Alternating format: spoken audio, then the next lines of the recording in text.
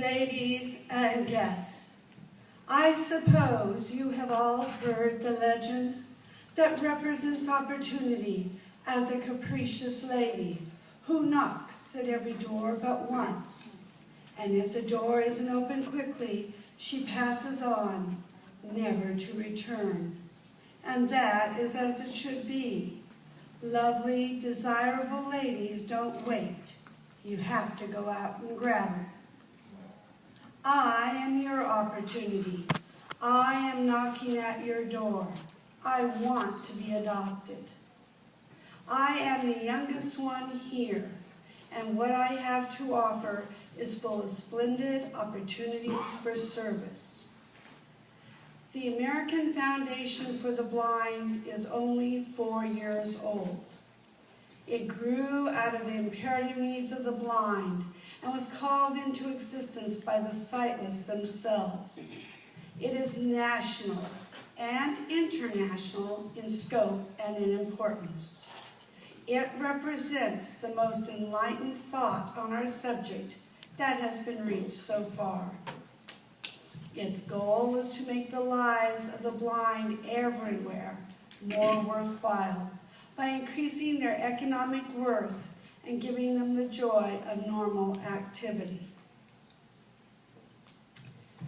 Try to imagine how you would feel if you were suddenly stricken blind today.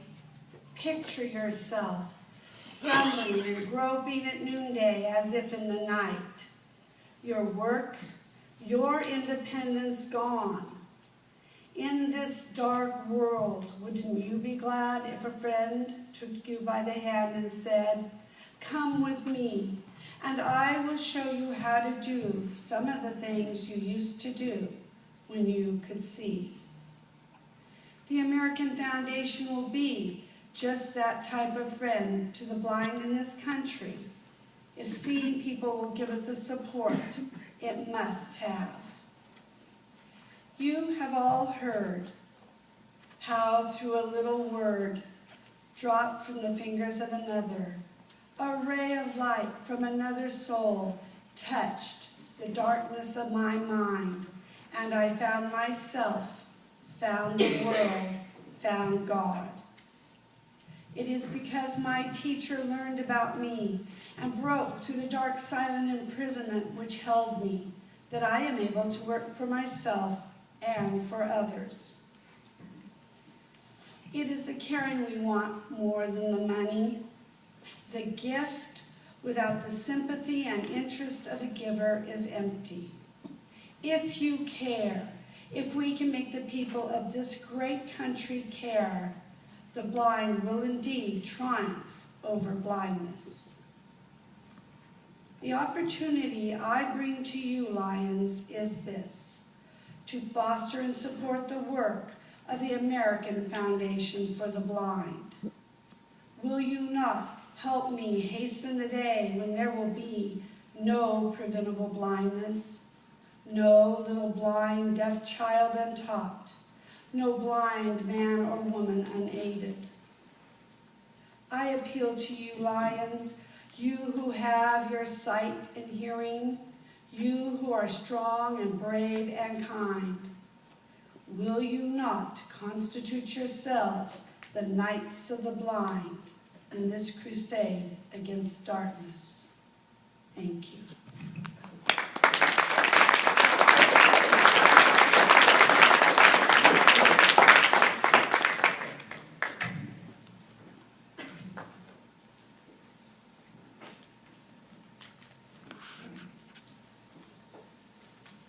Thank you, Ms. Keller, for those stirring words and your vibrant call to action.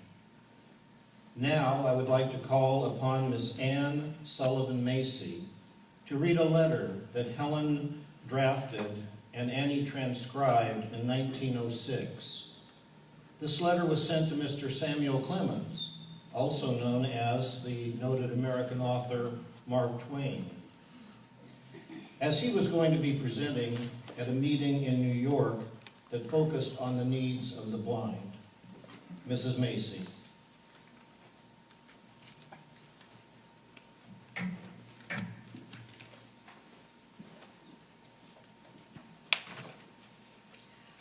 would just like to take this moment to thank you for having me and my Helen. I know my Helen wasn't supposed to get to speak, but thank you for listening to her. My dear Mr. Clemens, my Helen wrote this from Wrentham, Massachusetts, March 27, 1906. My dear Mr. Clemens, it is a great disappointment to me not to be with you and the other friends who have joined their strength to uplift the blind. A movement which has so long engaged my heart. And I regret keenly not to be present and feel the inspiration of living contact with such an assembly of wit, wisdom, and philanthropy. I shall be happy if I could have spelled into my hand the words as they fall from your lips, and receive, even as it is uttered, the eloquence of our newest ambassador to the blind. We have not had such advocates before. My disappointment is softened by the thought that never at any meeting was the right word so sure to be spoken. But superfluous as all other appeals must seem after you and Mr. Choate have spoken. Nevertheless, as I am a woman, I cannot be silent.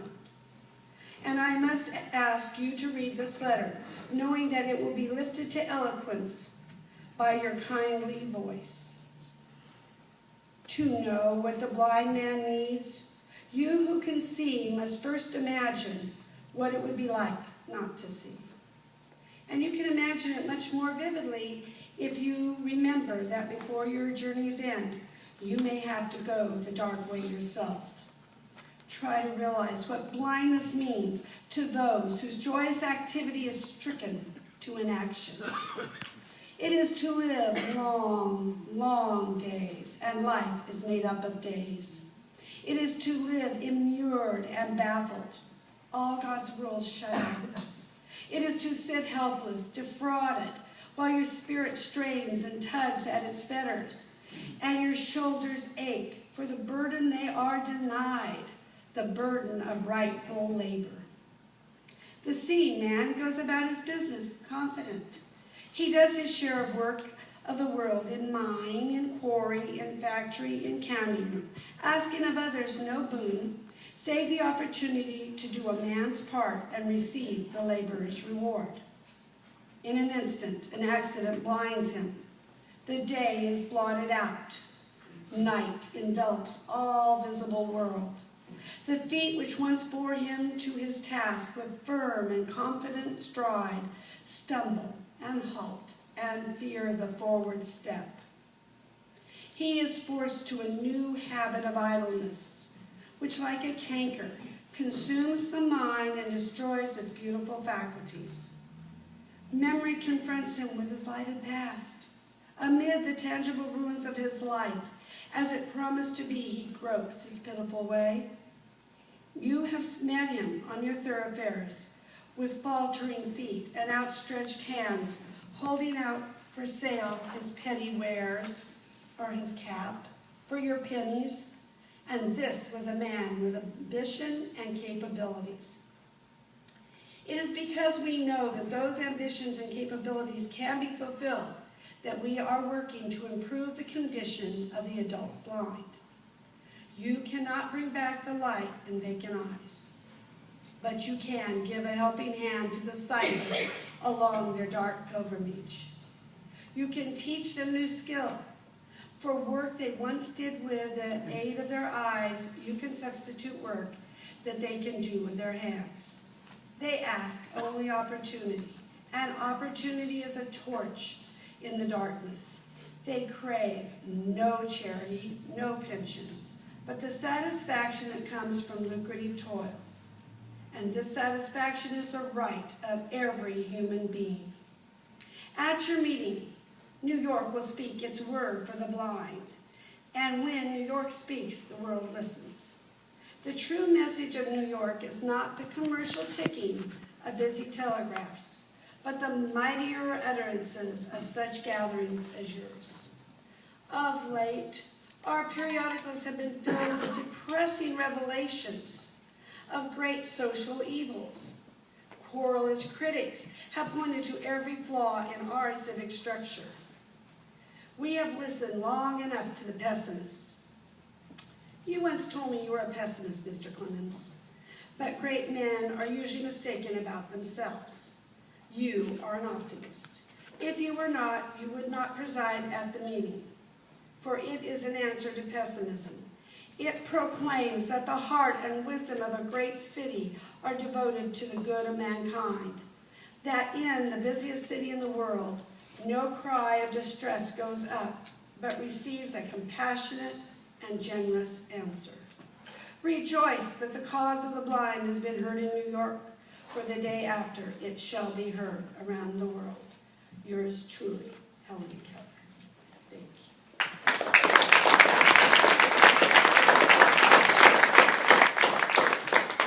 Thank you all for your kind attention. Margaret conceived of this program in 2005. At that time, there was, to our knowledge, not too many programs like this. And it's been an interesting journey since then. We've learned some interesting things.